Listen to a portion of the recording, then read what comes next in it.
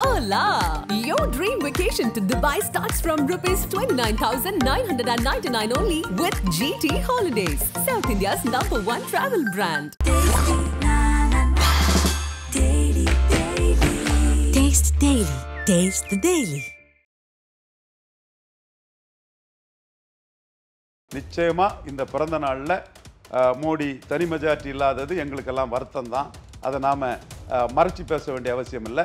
ஆனால் அடுத்த 5 ஆண்டுகளுக்குள்ள அவர் தனி மெஜாரிட்டியோட 4வது முறை பிரதமராகக்கூடிய ஒருவர்னு நெஹ்ருவின் சாதனையை முறியடிப்பார்.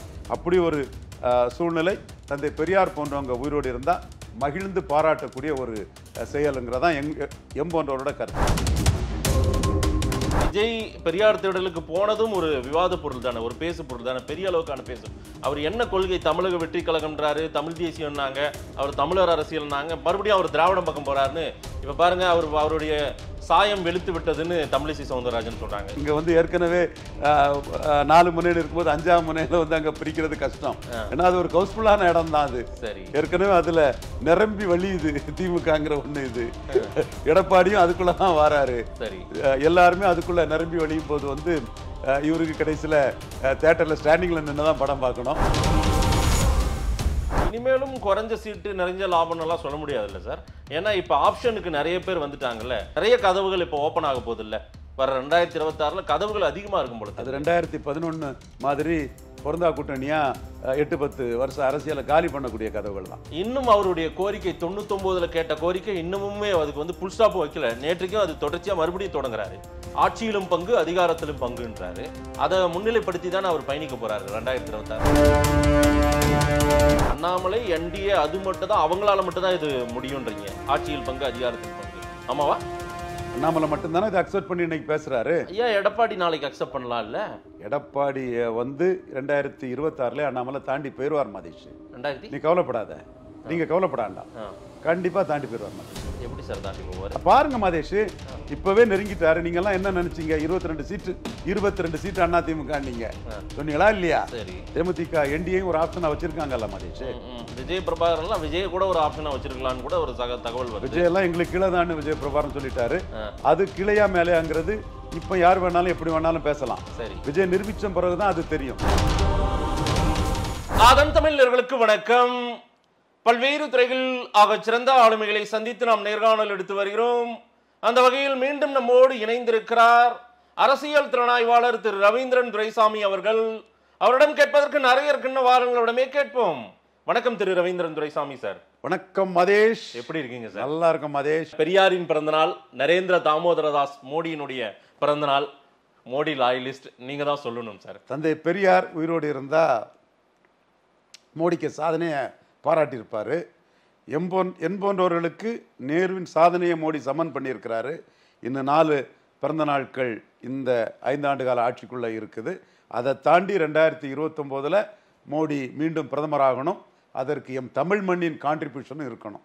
2029ல் 98ல் வாஜ்பாய் அவர் தலைமை இங்கு வெற்றி பெற்றது மாதிரி மோடி தலைமை பாஜகவை முன்னிறுத்தி இங்கு ஒரு 30 இடங்களாவது வெற்றி பெறணுங்கிறது தான் நம்மளோட உழைப்பு.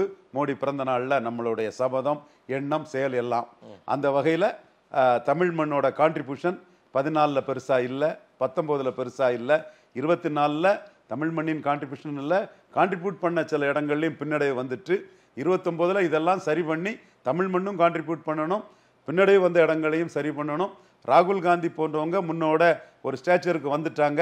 அந்த ஸ்டேச்சருக்கு வந்துட்டு எஸ்சி மக்களையும் ஓபிசி மக்களையும் மோடிக்கு எதிராக திருப்பி விடுறதையே முழு நேர ஒரு வேலையாட்டு வச்சு அவங்க அந்த பேச்சுக்களையும் செயல்களையும் அவங்க செய்துட்டு இருக்கிறாங்க. அதெல்லாம் எப்படி முறியடிக்கிறதுங்கிற அடிப்படையில் நம்ம எண்ணம், சிந்தனை, செயலெல்லாம் மோடி பிறந்த நாளில் நம்ம சபதம் ஏற்று செயல்படுற மாதிரி செயல்படுறோம். இது இன்னைக்கு இல்லை, என்னாலும் நம்ம இதை தான் சிந்தி செயல்படக்கூடியவங்க. நிச்சயமாக இந்த பிறந்த நாளில் மோடி தனி மெஜாரிட்டி இல்லாதது எங்களுக்கெல்லாம் வருத்தம் தான். அதை நாம் மறைச்சி பேச வேண்டிய அவசியம் இல்லை.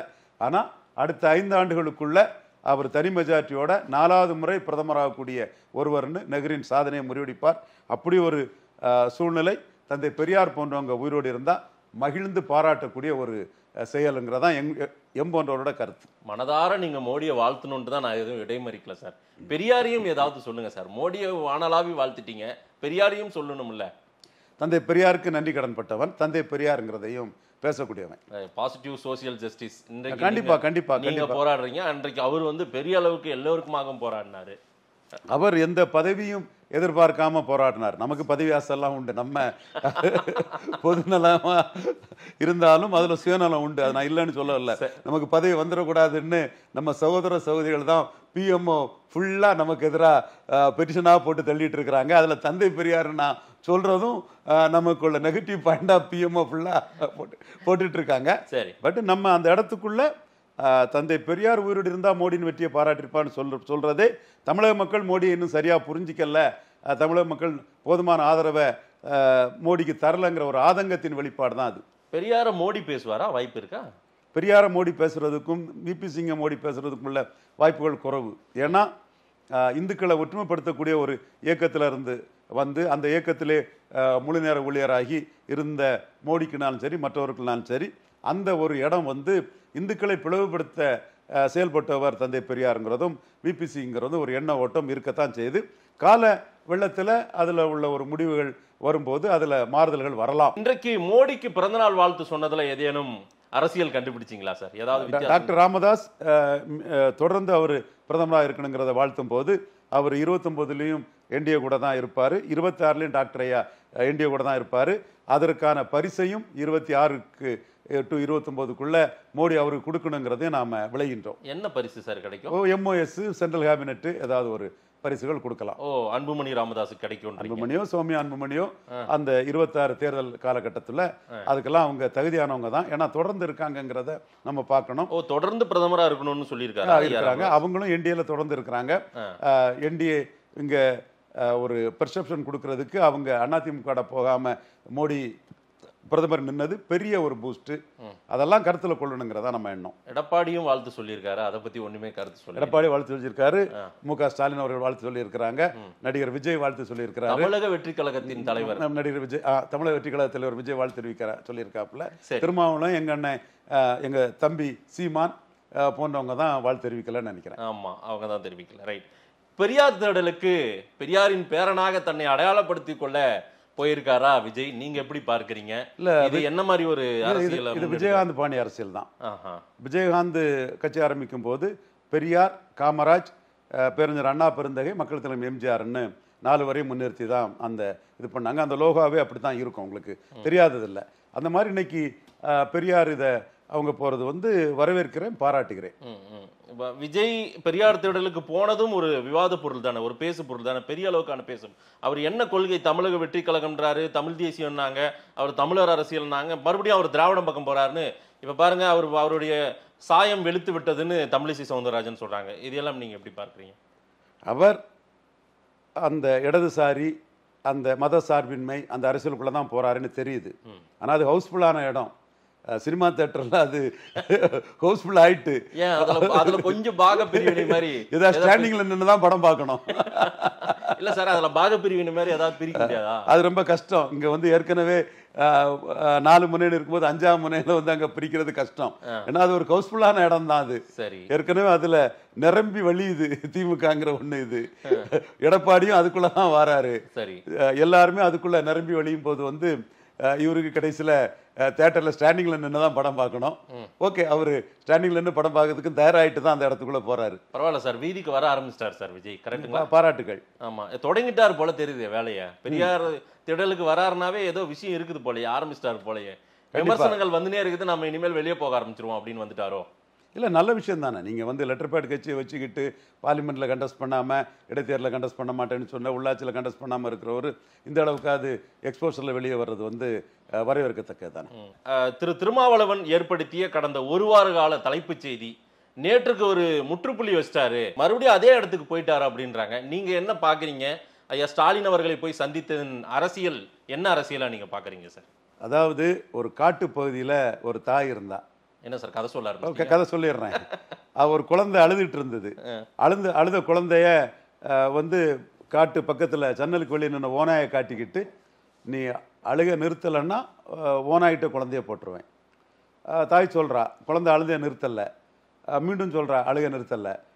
ஓனாய் நினச்சிது இந்த தடவை அவங்க குழந்தை அழுகை நிறுத்தலாம் நம்மகிட்ட போட்டுருவாங்கன்னு நினைக்குது. அப்பவும் வந்து அழுகை நிறுத்தாதும் ஜன்னலை சாத்திக்கிட்டு குழந்தைய உள்ளே எடுத்துகிட்டு போயிட்டாங்க தாய். அப்போ அந்த ஓனாய் சொல்லிச்சான், மனிதர்களே இப்படித்தான் சொன்ன வாக்க காப்பாத்துறது இல்லைன்னு. சரி, விடுதலை சிறுத்தைகள்ங்கிற குழந்தைய காப்பாத்துறதுக்கு திருமாவளவன் இந்த முடிவு எடுத்து தான் தீரணும்.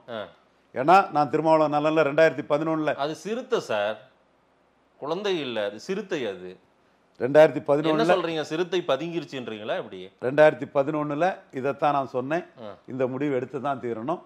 அதனால சிறுத்தைன்னு அவங்கள சொல்லி உசுப்பேத்துறனாலும் சரி, அவங்களை ட்ரால் பண்ணக்கூடியவங்களாலும் சரி, அந்த குழந்தைய போட மாட்டாங்களா விடுதலை சிறுத்தைகள், அந்த சிறுத்தையை நம்ம கிட்ட போட மாட்டாங்களா நினைக்கக்கூடிய ஓனாய் மாறிப்பட்டவங்க தாங்கிறது என் கருத்து. நேற்றைக்கு வெறும் சமரசமா தான் போயிருக்குது, போய் மறுபடியும் போய் சரண்டர் ஆன மாதிரி நீங்க சொல்ல வரீங்களா? இல்ல, சரண்டர்ங்கிற வார்த்தையை சொல்ல மாட்டேன். ஏன்னா இல்ல, நீங்க சொல்றது அது குழந்தை அப்படின்றீங்களே, நீங்க சரண்டர்ங்கிற வார்த்தையை நான் சொல்ல மாட்டேன். ஏன்னா மு.க. ஸ்டாலினுக்கும் திருமாவளவன் தேவைங்கிறது தெளிவா இருக்குது. ஓகே, பாமக, தேமுதிக, திருமாவளவன் இந்த 3 ஆப்ஷனும் ஸ்டாலினுக்கு வந்ததுன்னா ப்ரூவ்டு அண்ட் டெஸ்டட் ஆப்ஷனான திருமாவளவன், குறைஞ்ச சீட்டு நிறைஞ்ச லாபங்கிற திருமாவளவன் ஆப்ஷன் தான், ஒரு கெமிஸ்ட்ரியில் போயிட்டுக்கூடிய திருமாவளவன் ஆப்ஷன் தான் நம்பர் 1 ஃபர்ஸ்ட்டுங்கிறதுல ஸ்டாலினும் தெளிவாக இருக்காரு. அதனால தான் கலைஞரோ ஜெயலலிதாவோ ஒன்னா இந்த இதுக்குள்ள இது முறிஞ்சிருக்கும், உடஞ்சிருக்கும். திருமாவளவன் தேவைங்கிறனால தான் மு.க. ஸ்டாலின் அவர்களும் இவர் டி.கே.சி. இளங்கோவன் சகோதரரையும் ஆர்.எஸ். பாரதியும் அனுப்பி வைக்கிறாருன்னு சொன்னால் அவரும் தேவைன்னு தான் நினைக்கிறாரு. இவருக்கும் இதுதான் பெஸ்ட் ஆப்ஷன். மற்ற ஆப்ஷன் வந்து 2011 விடுதலை சிறுத்தைகள் பாமக பொருந்தா கூட்டணி மாதிரி போயிடும். இதை நான் ஏற்கனவே உங்கள்கிட்ட நான் பேசிட்டேன். இனிமேலும் குறைஞ்ச சீட்டு நிறைஞ்ச லாபம் எல்லாம் சொல்ல முடியாதுல்ல சார்? ஏன்னா இப்போ ஆப்ஷனுக்கு நிறைய பேர் வந்துட்டாங்கல்ல, நிறைய கதவுகள் இப்போ ஓப்பன் ஆக போகுது இல்லை? வர 2026 கதவுகள் அதிகமாக இருக்கும் பொழுது அது 2011 மாதிரி பொருந்தா கூட்டணியா 8-10 வருஷம் அரசியலை காலி பண்ணக்கூடிய கதவுகள் தான். இன்னும் அவருடைய கோரிக்கை 99 கேட்ட கோரிக்கை இன்னமுமே அதுக்கு வந்து புல் ஸ்டாப் வைக்கல. நேற்றைக்கும் அது தொடர்ச்சியாக மறுபடியும் தொடங்குறாரு. ஆட்சியிலும் பங்கு, அதிகாரத்திலும் பங்குன்றாரு. அதை முன்னிலைப்படுத்தி தானே அவர் பயணிக்க போறாரு 2026. அதற்குள்ள சூழ்நிலை 1967 இருந்தது. மூதறிஞர் ராஜாஜி என்ன நினைப்பாரோ யாது நினைப்பாரோ 10% வாக்கு பலத்தோட இருந்தார். அவர் அணியாட்டு அவருக்கு மட்டுமே 7.8% இருந்தது. பெருஞ்சர் அண்ணா பெருந்தகை காஞ்சிபுரத்தில் தோல்வி அடைஞ்சிருந்தாரு. தெரிஞ்ச நிலை மக்களவைக்கு தான் போட்டிட்டாரு. தெளிவாக ஒரு கண்டிஷனை போட்டிருந்தா அது அன்னைக்கே வந்து வெஸ்ட் பெங்கால் கேரளா மாதிரி அலையன்ஸ் கவர்மெண்ட் கூட்டணி ஆட்சிங்கிறது வந்திருக்கும். எப்போ 67 திமுக ஆட்சிக்கு வந்த அந்த புதுசுல ராஜாஜி வந்து அந்த கண்டிஷனை போடல. திமுக தனி மெஜாரிட்டி வந்துட்டாங்க, மேட்டர் ஓவர்.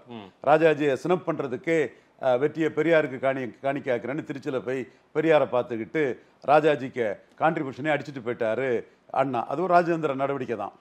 ஒரு வேளையில் ராஜாஜி தனி மெஜாரிட்டி வரலன்னா நம்ம சிஎம் ஆயிடுவோம்னு கூட அவர் நினைச்சிருக்கலாம். என்ன அவர் நினைச்சாருன்னு தெரியல.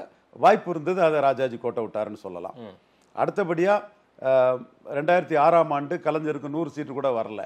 அப்பவும் வாய்ப்பு இருந்து டெல்லி அரசியல் சூழ்நிலைக்காக சோனியா காந்தி அம்மையார் தமிழக ஆட்சி கட்டில் இடம் வேண்டாம், திராவிட இயக்கம் வந்து ஒரு கூட்டணி ஆட்சி போச்சுங்கிற ஒரு அவப்பெயர் தன்னுடைய லாயல் அல்லையான கலைஞர் கருணாநிதிக்கு வராண்டான்னு அவங்களும் அமைச்சரவையில் இடம் கேட்கல. இதோட வேடிக்கை டாக்டர் ராமதாஸ் வந்து அமைச்சரவையில் இடம் கேட்கல, மேல் சபையை கொண்டு வர கேட்டாரு. கலைஞர் எதுக்கு கொண்டு வராருங்கிறத நாம கலைஞர்கிட்ட வந்து என்லைட்டன் பண்ணிட்டோம். அவரு 89 வந்ததும் மேல் சபை தீர்மானம் போட்டவர், 96 வந்ததும் மேல் சபை தீர்மானம் போட்டவர், 2000 வந்தவரும் போடாம கடைசியில போட்டு அந்த தீர்மானம் வரவிடாமலே அதை பார்த்துக்கிட்டார். ஏன்னா எதுக்கு ராமதாஸ் மேல் சபை கேட்டாருங்கிற அந்த சூட்சமும் நமக்கு தெரியும். என்ன சார் அந்த இம்மிடியட்டா அமைச்சரவையில் பங்குன்னு கேட்டா அதுல ஜி.கே. மணிக்கும் வேல்முருகனுக்கு தான் அந்த பங்கு கொடுத்துருக்கணும். சரி, மேல் சபை கொண்டு வந்து அந்த அமைச்சரவை பங்கு கொடுத்தா கட்சியில் அவர் யார் அமைச்சராகன்னு நினைக்காங்களோ அவங்களுக்கு கொடுத்துருக்கலாம். அதுதான் அந்த சூட்சமம். அது யாருக்கும் பங்கு கொடுக்கக்கூடாதுன்னு நினைக்கக்கூடிய டாக்டர் இவர் கலைஞர் அவர்கள் வந்து டாக்டர் ராமதாஸுக்கு இந்த வாய்ப்பை கொடுத்தா உடனே அடுத்த வருஷம் வந்தவாசி கிருஷ்ணசாமி மாநில காங்கிரஸ் தலைவராக இருக்கார், அவர் கூட சேர்ந்து வரும்னு தெரியும். அவரும் அதை கிளவராக ப்ளே பண்ணிட்டாரு. ஸோ உண்மையிலே எல்லாருக்கும் அரசியலில் பங்கு வேணும்னு நினைக்கக்கூடிய நானே என்னோட அரசியலை ஒரு விருப்ப வெறுப்பின் அடிப்படையில் நம்ம பாதிக்கப்பட்டதின் அடிப்படையில் தான் நானே ப்ளே பண்ணியிருக்கிறேன். சரி, ஸோ நோக்கங்கள் வந்து அரசியல் அதிகார பதிவுன்னு அண்ணாமலை சொல்கிற மாதிரி 2 ஜாதிக்கே எல்லா மந்திரியும் இருக்கக்கூடாது, எல்லா ஜாதிக்கும் அங்கீகாரம் வேணும், எல்லா கட்சிகளுக்கும் அங்கீகாரம் பண்ண அண்ணாமலை வந்து ஒரு நல்ல கருத்தை சமூக நீதி பார்வையில் கிராப்பராக இல்லாமல் அண்ணாமலை ஒரு கருத்தை சொல்லியிருக்கிறாரு. அண்ணாமலை சொல்லக்கூடிய கருத்து 26ல் செயல் வடிவம் பெறலாம், 31ல் கண்டிப்பாக செயல்படப்படுவதற்குள்ள வாய்ப்புகள் பிரகாசமாக இருக்கு. அது சீட்டா கன்வெர்ட் ஆகிறவங்க சொன்னால் அது உண்மையாகவே சீக்கிரமாக அது நடக்கும். சீட்டா கன்வெர்ட் ஆகாதவங்க சொல்லி என்ன பிரயோஜனம் சொல்லுங்க பார்க்கலாம். அதான்ப்பா மாதேஷ், 2 இலக்கத்தில் வந்தாச்சுல்லாப்பா 11.4க்கு 3 மடங்கு சொல்லுங்க சார், நல்லா இருக்கும். அது நல்லா இருக்கும். 18 என்டிஏவா இருக்குது, இன்னும் அதுல எம்ஓஎஸ் இருக்குது, சிஎம் ப்ரொஜெக்ஷன் இருக்குது, எவ்வளவோ இருக்குது மாதேஷ். எல்லாத்தையும் உடைச்சு சொல்ல முடியாது. நானே 26ன்னு வீம்புக்கு சொல்லலையே, 26ல் இல்லைன்னா 31 தான் சொன்னேன். நானே மாதேஷ் கிட்ட 24ல் தமிழ்நாட்டில் எல்லா சீட்டும் நாங்கள் வந்துடும் சொல்லலையே. சரி, அப்போ நாம ஒன்று சொன்னோம்னா அது ப்ராக்டிக்கலாக இருக்குங்கிறத தானே சொல்கிறோம். 29 30 எம்பி சீட்டு வருங்கிற ஒரு நம்பிக்கையை நாங்கள் உங்கள்கிட்ட சொல்கிறோம் என்டிஏக்கு. அதே மாதிரி 26ல் இல்லைனாலும் 31லையாவது என்டிஏ தலைமையில் ஒரு கூட்டணி ஆட்சி வருங்கிற எங்கள் கருத்தை நாங்கள் சொல்கிறோம். அண்ணாமலை என்டிஏ அது மட்டும் தான், அவங்களால மட்டும் தான் இது முடியும்ன்றீங்க. ஆட்சியில் பங்கு, அதிகாரத்தில் பங்கு, ஆமாவா? அண்ணாமலை மட்டும்தானே இதை அக்செப்ட் பண்ணி இன்னைக்கு பேசுறாரு. ஐயா, எடப்பாடி நாளைக்கு அக்செப்ட் பண்ணலாம் இல்ல? எடப்பாடியை வந்து 2026ல அண்ணாமலை தாண்டி போயிடுவார் மாதேஷ். நீ கவலைப்படாத, நீங்க கவலைப்படாண்டா, கண்டிப்பா தாண்டி போயிடுவார் மாதேஷ். எப்படி சார் தாண்டி போவார் பாருங்க மாதேஷ், இப்பவே நெருங்கிட்டாரு. நீங்க எல்லாம் என்ன நினைச்சீங்க? 22 சீட்டு அதிமுக நீங்க சொன்னீங்களா இல்லையா? சரி, அப்ப இப்பவே தேமுதிக வந்து கோயம்புத்தூர் சம்பவத்துக்கு பாஜகவுக்கு ஆதரவான கருத்தை சொல்றாங்க. தேமுதிக அங்க வந்தா 50-50 தான், ஈக்குவல் தான் சொல்லிட்டாங்கல்ல. சுதீஷ் வெளிப்படையா சொல்லிட்டாரு, நாங்க அதிமுக கூட்டணியில தான் இருக்கோம்னு சொல்லிட்டாரு. கண்டிப்பா அதிமுக கூட்டணியில இருக்குங்கிறத சொல்லிட்டாங்கிறத நானே மறுக்கலையே. பட் தேமுதிக என்டிஏயும் ஒரு ஆப்ஷனா வச்சிருக்காங்கல்ல மாதேஷ். விஜய் பிரபாகர் எல்லாம் விஜய் கூட ஒரு ஆப்ஷனா வச்சிருக்கலாம்னு கூட ஒரு தகவல் வருது. விஜய் எல்லாம் எங்களுக்கு கீழே தான் விஜய் பிரபாகரன் சொல்லிட்டாரு.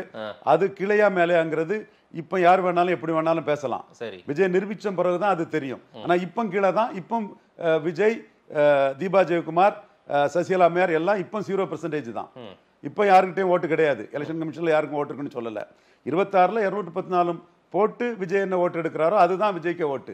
அதுக்கு முன்ன வர இன்னொரு இடத்துல போனாருன்னா 1/2% தான் விஜய்க்கு. அந்த டிஃபரன்ஸ் பலருக்கும் தெரியலனால தான் அதன் மூலமா மாதேஷ் மூலமா அதை நான் விளக்கமா சொன்னேன். ரைட், நிறைய விஷயங்கள் சார் நீங்க சொல்லி இருக்கிறது. மக்கள் என்ன சொல்றாங்கன்னு பார்க்கலாம். நேரில் வந்து நேரம் கொடுத்து பேசியமைக்கு நன்றி. நன்றி மாதேஷ்.